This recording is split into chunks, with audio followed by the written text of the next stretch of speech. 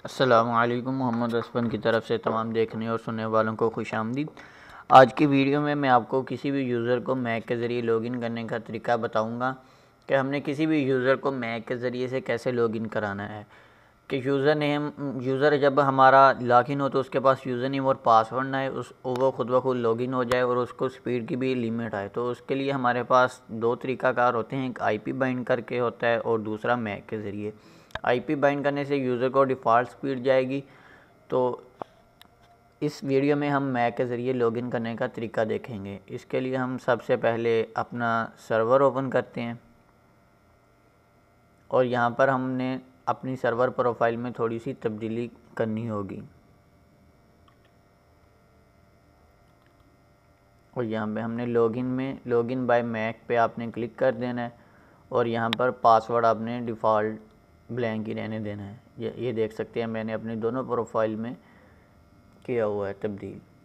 और हमने अब यूज़र में आना है, लेकिन यूज़र में आने से पहले हमें यूज़र का मैक एड्रेस मालूम होना चाहिए। उसके दो तरीक़ाकार हैं। एक तो आप नेटवर्क शेयरिंग में आप जाके देख सकते हैं कि यूज़र का मैक एड्रेस कौन सा है।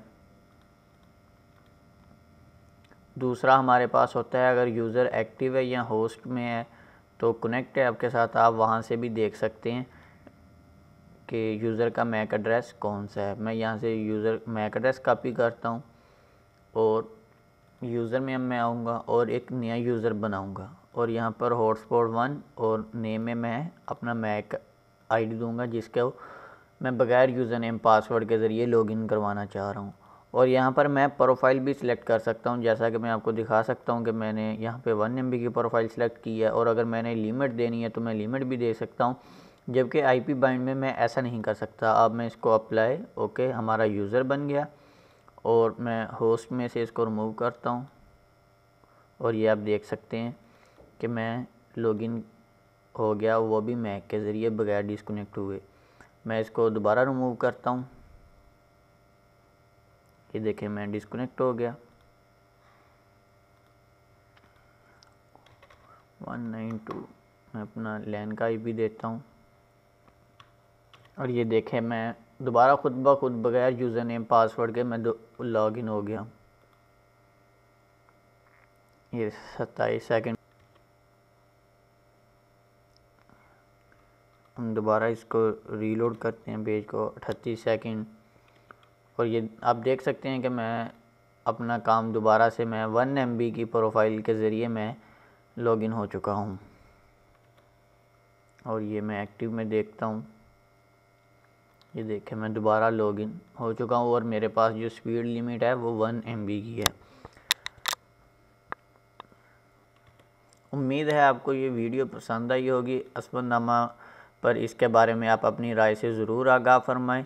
लेकिन यहाँ पर मैं एक बात की वजाहत कर देना चाह रहा हूँ, अगर आपने 3-4 डिवाइसेस लगाई हुई हैं, उनको आप अगर रिपीटर मोड पे इस्तेमाल कर रहे हैं तो आपके पास जो यूज़र का मैक एड्रेस शो होगा। लेकिन अगर आपने उसको यूनिवर्सल रिपीटर मोड पे, यानी कि अगर आपके पास WDS डिसेबल है, तो आपके पास जो शो होगा वो आपकी डिवाइस का मैक एड्रेस शो होगा, ना कि आपके यूज़र का मैक एड्रेस शो होगा।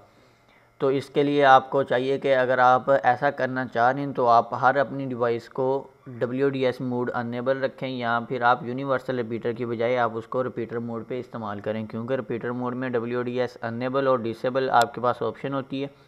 लेकिन यूनिवर्सल रिपीटर में आप जो भी WDS है वो डिसेबल होगा और आपके पास डिवाइस का मैक एड्रेस शो होगा।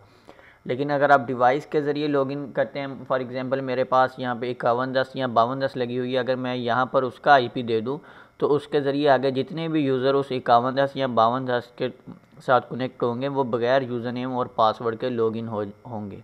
और दूसरी बात, मैंने यहाँ पर अपना पेज बना लिया है असफरनामा के नाम से फ़ेसबुक पर, और उसका आप देख सकते हैं facebook.com/asfanama1 है। तो आपसे गुजारिश है आप इसको भी लाइक कर सकते हैं और अब उम्मीद है कि आप इस वीडियो के बारे में अपने दोस्तों को भी मज़ीद बताएंगे।